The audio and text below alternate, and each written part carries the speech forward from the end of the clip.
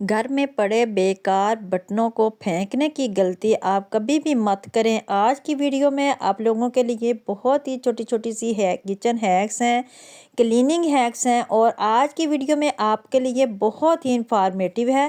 तो आज की वीडियो को आपने बिल्कुल भी स्किप नहीं करना, आप वीडियो को फुल वॉच कीजिएगा। तो अस्सलाम वालेकुम, कैसे हैं आप सब? जहाँ रहें खुश रहें। चलते हैं टिप नंबर 1 की तरफ। टिप नंबर 1 जो है वो मेरी इस तरह से शैम्पू से रिलेटेड है कि जब भी हम इस तरह की शैम्पू की छोटी वाली इस तरह लेके आते हैं तो इसमें आपने क्या करना है, इसमें सुई की मदद से आपने छोटे छोटे जो हैं वो सुराख कर देने हैं। यानी इसमें आपने सुई को मारना है और खुद ब खुद जो है वो इसमें सुराख हो जाएंगे। फिर आपने क्या करना है कि सुई की मदद से ही आपने इसको इस तरह से सिलाई करना है और नॉट लगा लेनी है ताकि धागा इतना लंबा हो कि जहाँ हम इस्तेमाल करना चाहें वहाँ पर पूरा हो जाए। तो इसी तरह से आपने जो है वो शैम्पू के पैकेट को आपने इस तरह से धागा लगा देना है। फिर आपने इसके ऊपर नॉट लगा देनी है। नॉट लगाने के बाद आप इसको जहाँ भी चाहें अपने किचन में ख़ास तौर पर आप लटका सकते हैं, क्योंकि किचन में बाज़ का हाथ धोने वाला साबुन नहीं होता और वहाँ पर हमें ज़रूरत पड़ती है।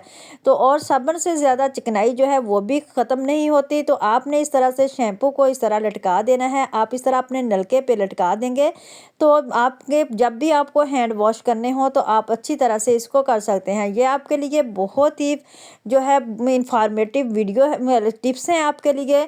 तो आपने इसको कभी भी स्किप नहीं करना, ज़रूर वॉच करना है। तो ये देखें फिर अच्छी खासी जो है वो जाग भी हो गई है और इस तरह से आप अपने हैंड को वॉश कर सकते हैं। अगर आप यहाँ पर भी लटका सकते हैं, किसी और जगह पे भी जहाँ आप चाहें, सिंक पे, वॉश बेसन पे और अपने वॉशरूम में भी इसको लटका सकते हैं। उम्मीद करती हूँ आपको मेरी ये टिप बहुत पसंद आएगी। टिप नंबर 2 जो है वो मेरी इस तरह के मटेरियल से रिलेटेड है कि मैं आज आपके लिए ऐसा क्लीनर बना रही हूँ जो आपके लिए बहुत ही फ़ायदेमंद है।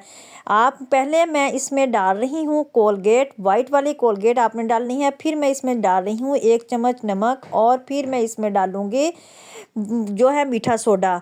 मीठा सोडा जो है वो क्लीनिंग का बहुत ही अच्छी तरह से काम करता है। बाज़ का हम नए नए जो हैं वो टोटके इस्तेमाल करते हैं और हमारे घर की दीवारों का जो पेंट है वो ख़राब हो जाता है। ये जो मेरी टिप है ये उन बच्चों के लिए है, उन घरों के लिए है जिनमें छोटे छोटे बच्चे होते हैं और वो अक्सर दीवारों पे पेंसिल के या कोई दाग धब्बे भी लगा देते हैं, पेंसिल और पेन के निशान भी लगा देते हैं जो दीवार पे बहुत ही बुरे लगते हैं और इनको डिलीट करना बहुत ही मुश्किल काम होता है। तो आपने क्या करना है कि इस तरह से इस पेस्ट को आपने बना लेना है। फिर आपने अपनी उंगली की मदद से ये देखें, यहाँ पर मैंने पेंसिल लगाई हुई है, यहाँ पर चाय गिरी हुई है दीवार पे।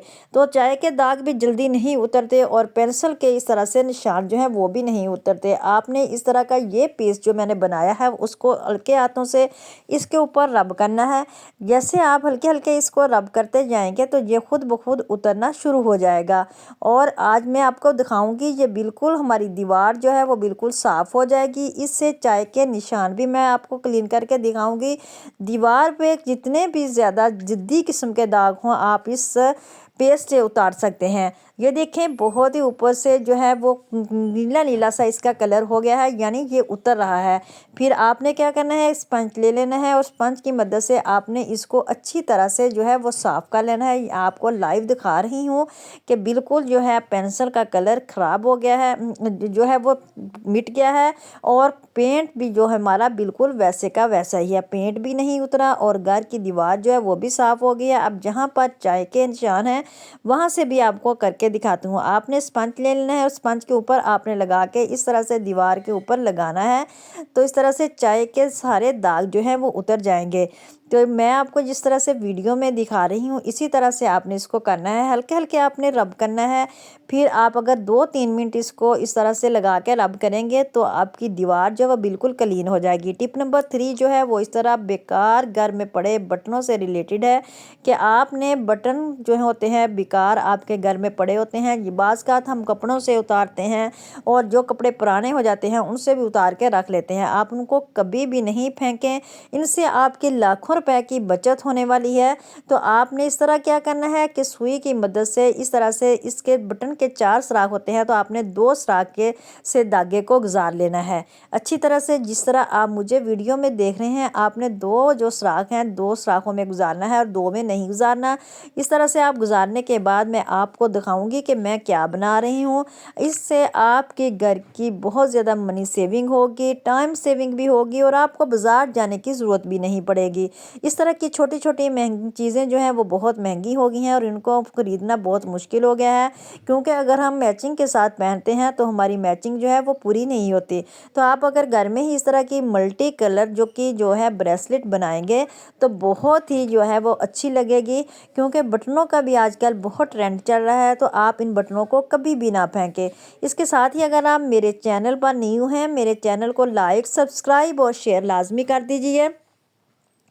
तो प्लीज़ मेरी आपसे रिक्वेस्ट है कि आपने वीडियो को लाइक लाजमी करना है और अपने प्यारों में शेयर भी करना है। तो इस तरह से ये देखें मैंने ब्रेसलेट को बना लिया है। अब मैं इसको सीधा करके आपको पहन के भी दिखाऊंगी कि ये मेरी ब्रेसलेट है कितनी प्यारी लग रही है। तकरीबन ये मल्टी कलर में है। आप जिस सूट के साथ चाहें मर्जी बना सकते हैं। आप छोटी बच्चियों को बना के इस तरह से दे सकते हैं। इन बटनों से आप पोनी भी बना सकते हैं, ब्रेसलेट भी बना सकते हैं। और अगर मैं कहीं घर में पड़े बटन की ज़रूरत पड़े तो हम उसको निकाल के लगा भी सकते हैं। तो इस तरह से जब हम तकिए के कवर सिलाई करते हैं, तकिए के कवरों को भी हमें ज़रूरत होती है कि बटन लगाएं, क्योंकि जो हम इसके आगे डोरी लगाते हैं वो खुल जाती है और जो बटन होते हैं वो मजबूती से ही बंधे रहते हैं। तो अब मैं आपको दिखा रही हूँ कि मैंने कितनी प्यारी सी जो है वो ब्रेसलेट बना ली है। अब आपको मैं पहन के भी दिखाऊंगी, तो आप ज़रूर देखिए और कि आपके कि ये कितने काम की चीज़ है।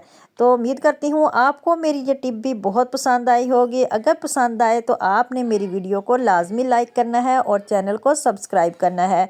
इसके साथ फिर मैं आपको आगे बताऊंगी कि अगली टिप जो है वो भी आप लोगों के लिए बहुत ही इंफॉर्मेटिव है। तो आप देखते जाइए। तो इस तरह से जब हम घर में कामकाज कर रहे होते हैं तो हमारे घर के जो डिब्बे होते हैं इस तरह के, उनके ढक्कन जो हैं वो गायब हो जाते हैं या टूट जाते हैं, ख़राब हो जाते हैं। तो आपने इन डिब्बों को कभी भी नहीं फेंकना। इन डिब्बों को जब हम फेंकेंगे तो हमारी बहुत ज़्यादा नुकसान होगा और अगर आप इनको संभाल के रखेंगे तो हमारी हज़ारों रुपए की बचत होगी। आपने इस तरह से एक छुरी की मदद से या किसी नोकदार चीज़ की मदद से आपने इसमें सुराख कर लेने हैं। तो अगर आप इसमें सुराख करेंगे फिर मैं आपको बताऊंगी कि आपने इनको कहाँ इस्तेमाल करना है। तो इस तरह से आपने काफ़ी सारे इसमें सुराख करने हैं। जब हम बर्तन वॉश करते हैं तो इसमें हम साबुन और अपने स्पंज और जो जाली है उसको वॉश करके रख सकते हैं और इसके अंदर जो है साबुन वाला पानी भी नहीं खड़ा होगा। और उम्मीद करती हूँ आपको मेरी ये टिप बहुत पसंद आएगी। तो इस तरह से आपका साबुन जो है वो भी मेल्ट नहीं होगा और पानी जो होगा वो बिल्कुल नीचे चला जाएगा। नीचे जाने के बाद आपका साबुन जो है वो बिल्कुल खुश्क रहेगा। तो अगर आप चाहें तो इसके नीचे आप कैप भी लगा सकते हैं कि ये ऊंचा रहे थोड़ा सा। तो ये देखें कितना प्यारा सा हमारा जो ऑर्गेनाइज़र बन गया है। इसमें हम साबुन भी रख सकते हैं। इसके साथ ही फिर मैं इजाज़त चाहती हूँ। अपना रखिएगा बहुत सारा ख्याल, दुआओं में याद रखिएगा। अल्लाह हाफिज़।